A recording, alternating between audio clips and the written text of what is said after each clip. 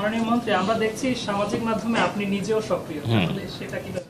আমি এটা বলেছি কালকেও যে আমাদের ইমার্জেন্সি এবং এসেনশিয়াল অনেকগুলো পাবলিক কি ইনফ্রাস্ট্রাকচার যেগুলো আছে পিকেআই এবং আমাদের যেগুলো জরুরি সেবা, সেখানে আমরা ইন্টারনেট কিন্তু সবসময় চলমান রেখেছি, কখনো ইন্টারনেট শাটডাউন হয়নি।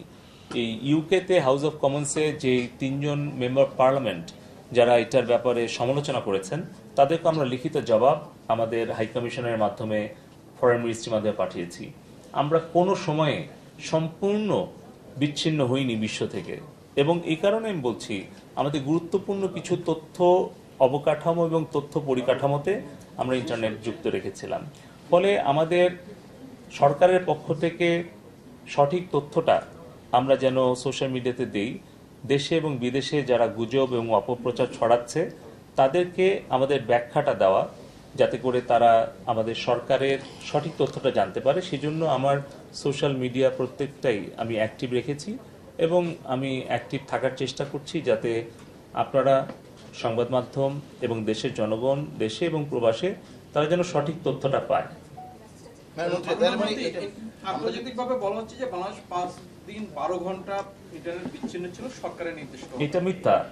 বাংলাদেশ বিশ্ব থেকে সম্পূর্ণ বিচ্ছিন্ন থাকেনি, এক মুহূর্তের জন্যও না। এটা হচ্ছে প্রথম আমার পক্ষ থেকে অফিসিয়ালি এক্সপ্লেনেশন। সেকেন্ড হচ্ছে, আমরা যদি স্ট্যাটিস্টার আপনারা যদি এখনই যান গুগলে, দেখবেন যে সারা বিশ্বের সর্বোচ্চ সময় ধরে ইন্টারনেট বন্ধ করে রাখার তালিকায় টপ 10-এ বাংলাদেশ নাই।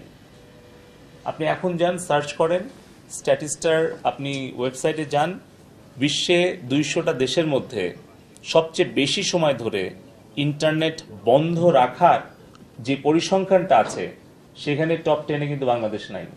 আমি কোনো নাম উল্লেখ করব না কোনো দেশের, আপনারা নিজেরা সার্চ করে দেখেন, ইন্টারনেট সম্পূর্ণ বন্ধ রাখার তালিকায় টপ 10-এও বাংলাদেশ নাই। আমরা কখনোই ইন্টারনেট বন্ধ রাখার পক্ষে না, আমরা কোনো অ্যাপ বন্ধ রাখি না। আপনি তুলনা করে দেখেন, বিশ্বের যারা মানবাধিকারের বড় বড় প্রবক্তা, যারা বিশ্বে মানবাধিকারের পক্ষে বড় বড় বক্তব্য দেয়, কথা বলে, সেই সকল দেশের বিশেষ পরিস্থিতিতে কবে কখন কতক্ষণ ইন্টারনেট তারা শাটডাউন করে রেখেছিল। আপনারা দেখেন তাদের দেশে যে ধরনের কন্টেন্টগুলোকে তারা তাদের সাইবার স্পেসে ব্যবহার করতে দেয় না, আর আমাদের তুলনা করলে তাদের কি সেটা বলার নৈতিক অধিকার আছে?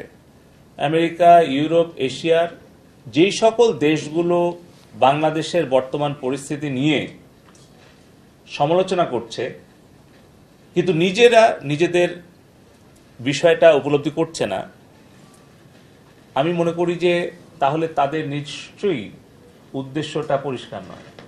কারণ যেই দোষে তারা দোষী, যে অপরাধে তারা অপরাধী, তারা নিজের দোষ নিজের অপরাধটা বিবেচনায় নিয়ে অন্যকে যদি শাসন করতে আসে বা উপদেশ পরামর্শ দিতে আসে, তাহলে নিশ্চয়ই আমরা প্রশ্ন করব যে তারা নিজেদের উদ্দেশ্যটা হয়তো পরিষ্কার না।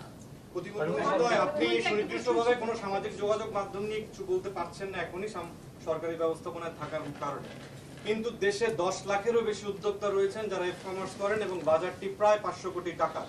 এই যে ক্ষতিটি গত 10 দিন হয়ে গেল এবং এখনো সুনির্দিষ্ট কোনো তথ্য তারা আসলে পাবেন না, তাদের বিষয়ে আসলে আপনার বার্তাটা কি থাকবে যদি স্পেসিফিক কিছু বলতে চান? আমাদের বার্তা হচ্ছে, আমরা সবসময় বলেছি যে আমাদের যারা ব্যক্তিগত নিরাপত্তা, ব্যক্তিগত সুরক্ষা এবং তথ্যের সুরক্ষা, এই সব কিছু বিবেচনা রেখে যেন ভার্চুয়াল প্রাইভেট নেটওয়ার্ক এটা ব্যবহার থেকে আমরা বিরত থাকি। তাছাড়া দেখা যাচ্ছে আর্থিক লেনদেন যদি কোনো আমরা ভার্চুয়াল নেটওয়ার্ক ব্যবহার করে করি, তাহলে কিন্তু সেই পাসওয়ার্ডটা ভার্চুয়াল নেটওয়ার্ক প্রোভাইডার সে কিন্তু পেয়ে যাচ্ছে। তার মানে পুরোটাই একেবারে মানে